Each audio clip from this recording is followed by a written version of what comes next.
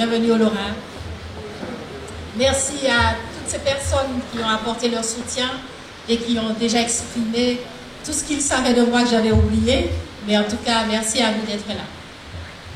Chères Lorinoises, chers Lorinois, mesdames et messieurs les élus en vos grades et qualités, mesdames et messieurs, voilà maintenant plusieurs mois que je sillonne les mondes du Lorrain afin de vérifier si effectivement je dois m'engager plus loin pour le Lorrain.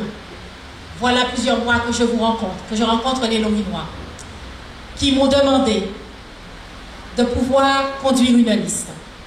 Aujourd'hui, je vous confirme effectivement que je conduirai avec un groupe de citoyens la liste Agir pour le Lorrain pour les élections municipales des 15 et 22 mars 2020.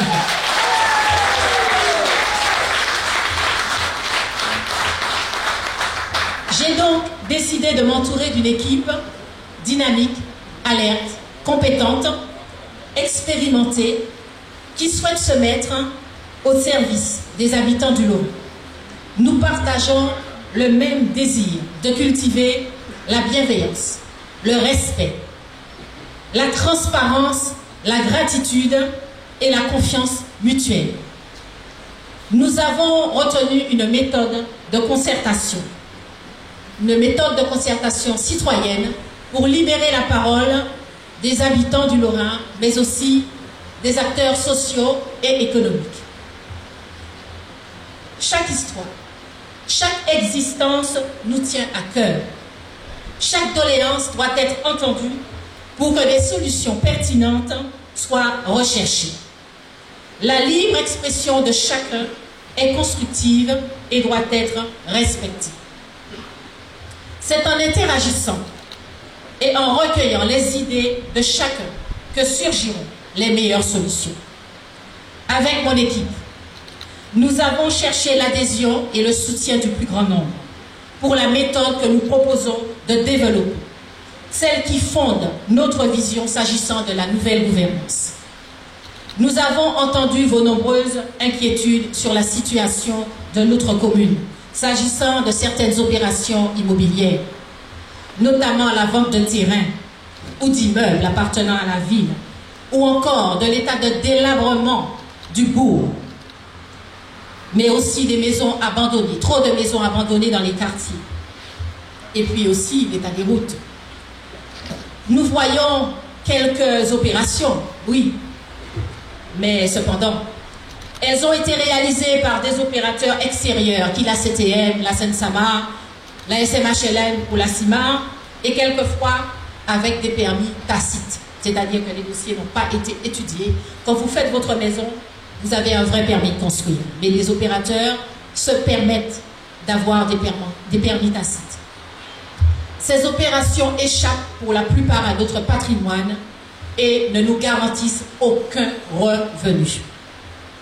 Les premiers documents financiers analysés nous font craindre un déficit plus important qu'il n'y paraît. L'épargne nette qui révèle la capacité d'investissement d'une commune, la capacité d'investissement doit être donc positive. Elle est de moins 1,2 million en 2019. En 2018, elle était de moins 133 597. Vous pouvez aller voir sur les rapports de la Chambre régionale des comptes en 2018 et également dans les comptes présentés en conseil municipal. D'après le budget présenté pour l'année 2019, il semble que cette incapacité à investir depuis 2013 soit liée à des dépenses de gestion courantes. Des dépenses de gestion courantes. Reste à analyser plus finement les postes de dépenses, si exceptionnels soient-elles. Cela révèle en réalité une difficulté de gestion manifeste. La Seine-Samar réclame son dû depuis mai 2018, 1,9 million. La Chambre régionale des comptes, pour sa part, a repris la comptabilité de la Caisse des écoles dans sa séance du 11 octobre 2018.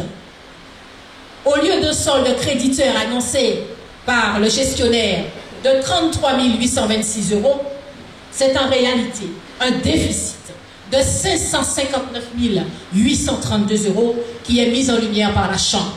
Des factures auraient peut-être été oubliées.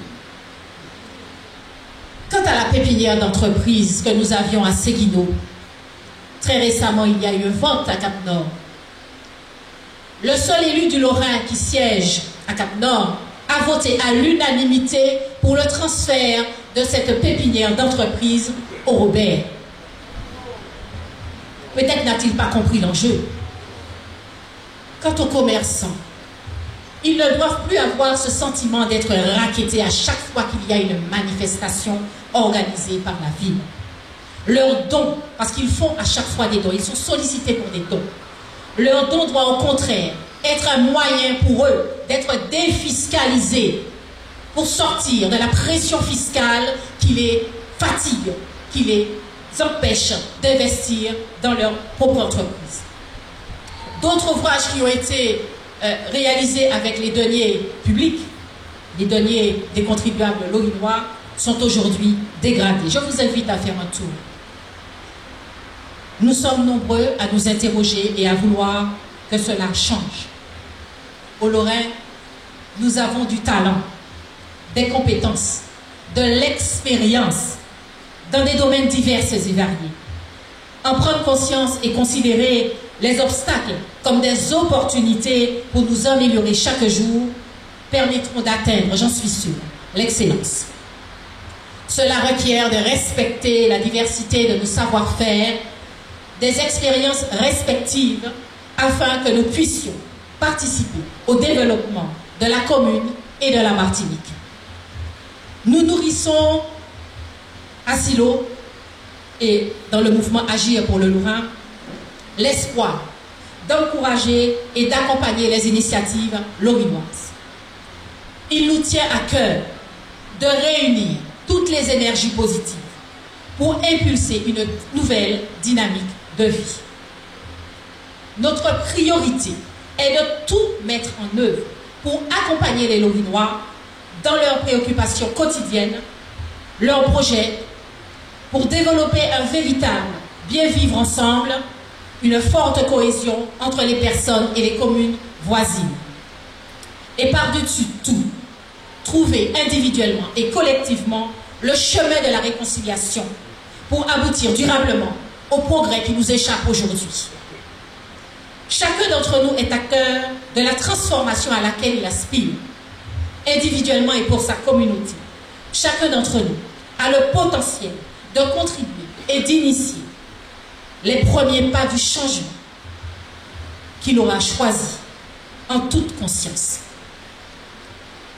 Bien plus qu'un effort, il est de notre devoir à tous de contribuer aux améliorations nécessaires pour vivre en sécurité dans notre commune, entreprendre et nous y épanouir.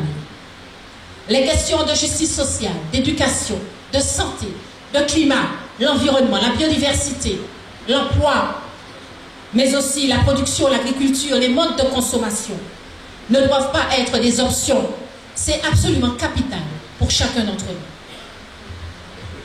Elles sont vraiment capitales et c'est la raison pour laquelle Agir pour le Lorrain entend faire de l'action sociale un moteur, l'action sociale, un véritable moteur au service de nos aînés, de nos personnes fragiles et des familles.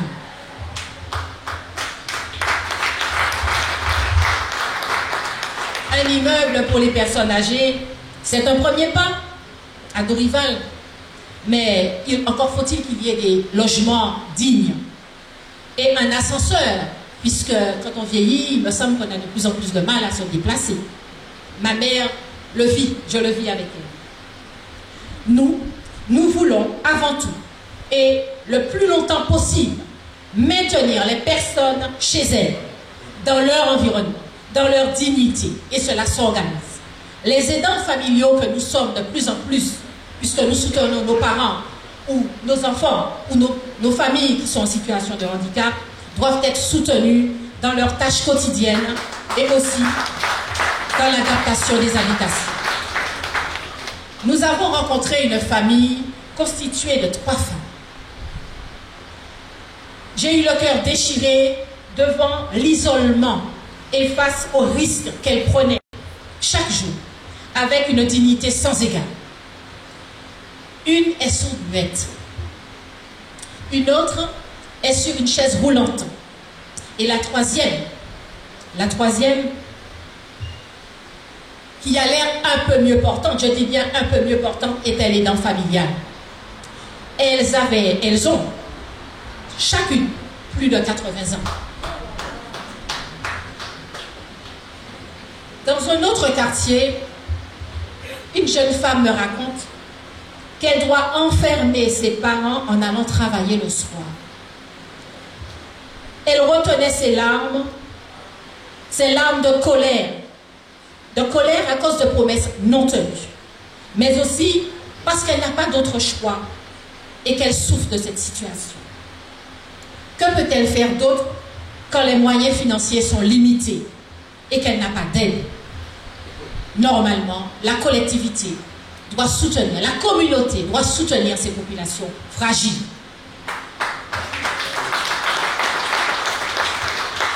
Un autre citoyen en situation de handicap a sa porte d'entrée défoncée depuis le cyclone Maria. À ce jour, il n'a obtenu aucune aide parce qu'il n'est pas du bon bord. Oui, il y a des activités pour les seniors lorrains, de belles activités qui sont organisées grâce aux animateurs qui s'engagent véritablement dans ce sens. Mais tous ceux qui ne peuvent pas sortir de chez eux, tous ceux qui sont dans l'isolement, que fait-on? Que fait-on? Chaque existence, chaque vie compte. Et nous devons rester humbles et dignes pour répondre aux circonstances que la vie nous impose. J'y vois là un terreau pour créer une dynamique de réseau, produire des emplois qualifiés, des relations de qualité. Maintenir les Lorinois en santé est une base de réflexion pour le sport, l'emploi social, mais aussi des activités diverses, commerciales, spécifiques avec la restauration. D'autant plus que nous avons un outil dans notre commune, un outil à fort potentiel qui est un centre hospitalier intercommunal. Agir pour le Lorrain a une autre ambition, à partager, construire le capital humain. Nous avons rencontré des jeunes, certains en désespoir ou en survie, et d'autres en quête d'un avenir meilleur quand ils n'ont pas quitté le pays. Nous mettrons tout en œuvre pour qu'il y ait une office de la famille. Parce qu'un enfant qui souffre est une famille qui s'essouffle, mais c'est aussi un territoire sans avenir.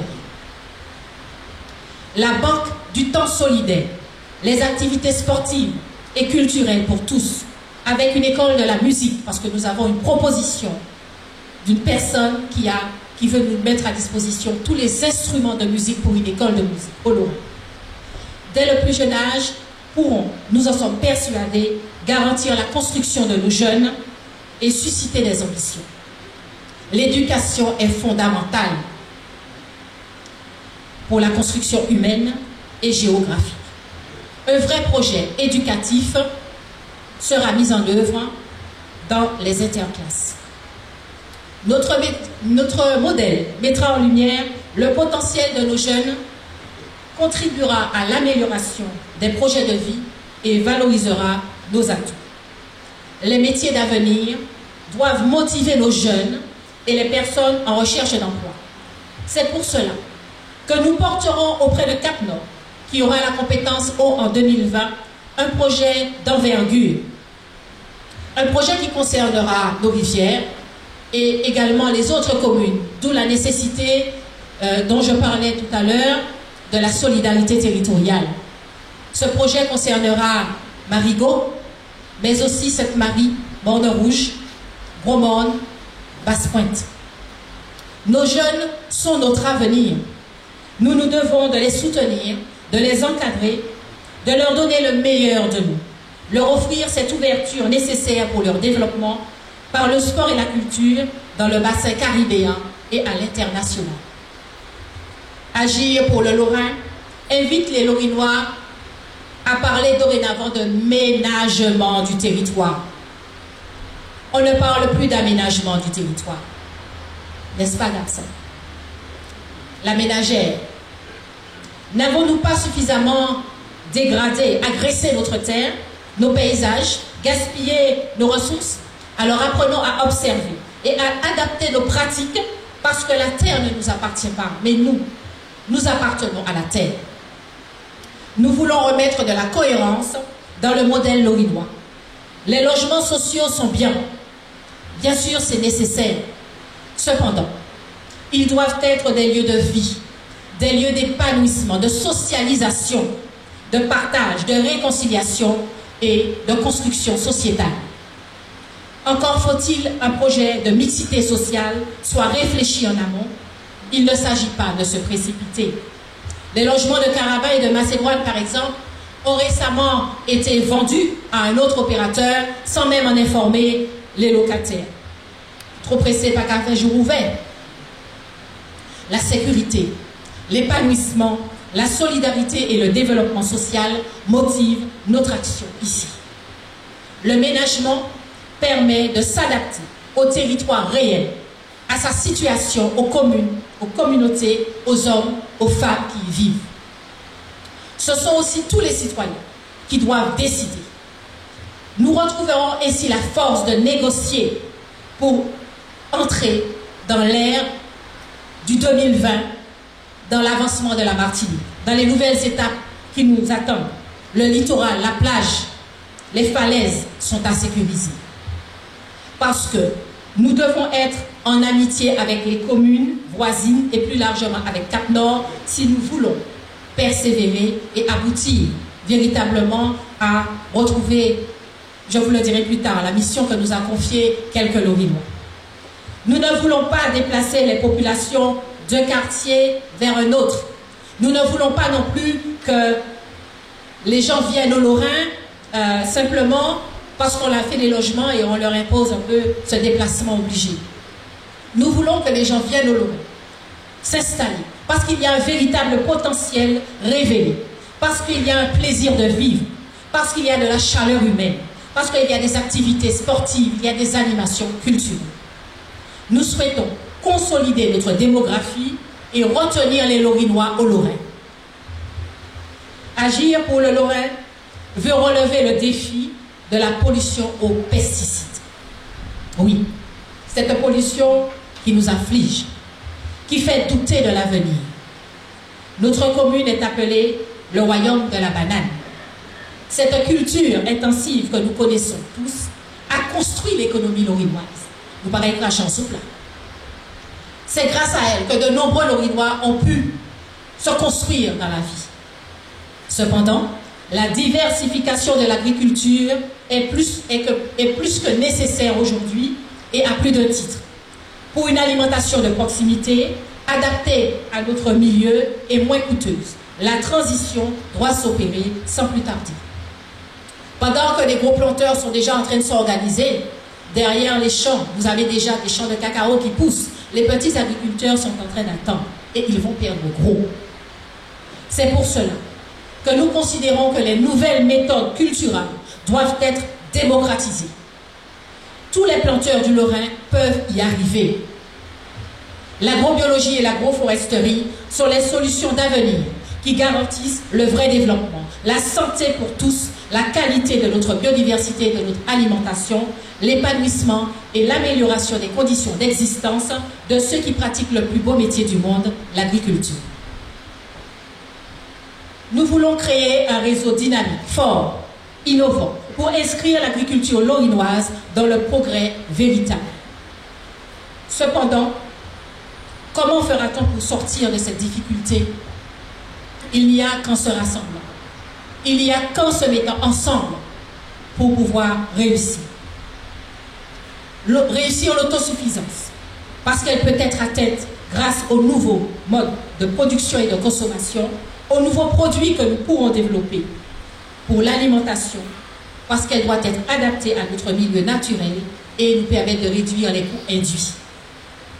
Les coûts induits, en fait, ce sont les coûts invisibles, les coûts que nous ne voyons pas. Même si nous achetons le kilo de pommes de terre à 1 euro et quelques, on ne va pas acheter pommes de terre, donc on ne va pas connaître, on va manger friable. Il y a le coût du bilan carbone lié à l'importation. Il y a le coût de la qualité des aliments que nous ne maîtrisons pas. Et puis il y a un autre coût, le coût de l'absence de production locale qui va augmenter le chômage et appauvrir nos territoires. Notre objectif est donc, vous l'aurez compris, une agriculture de résistance. C'est donc un véritable plan de résilience agricole et alimentaire que nous proposons de construire ensemble. La transition agricole devra s'opérer avant 2025 pour anticiper les mesures européennes exigeant cette diversification. Nous devons être prêts pour que la ville soutienne tous les agriculteurs, tous les planteurs à rentrer dans cette nouvelle démarche. C'est aussi un programme de santé environnementale pour accompagner les familles touchées par les maladies liées aux pesticides. Le monde est en alerte. Devons-nous alors jouer au mabouillage? Je ne vais pas dire à l'autruche, je ne suis pas Jenny, ça ici. Nous devons donc relever le défi de la réhabilitation. Quand le vent se lève, certains construisent des murs à silos. Nous construisons des moulins pour que vos idées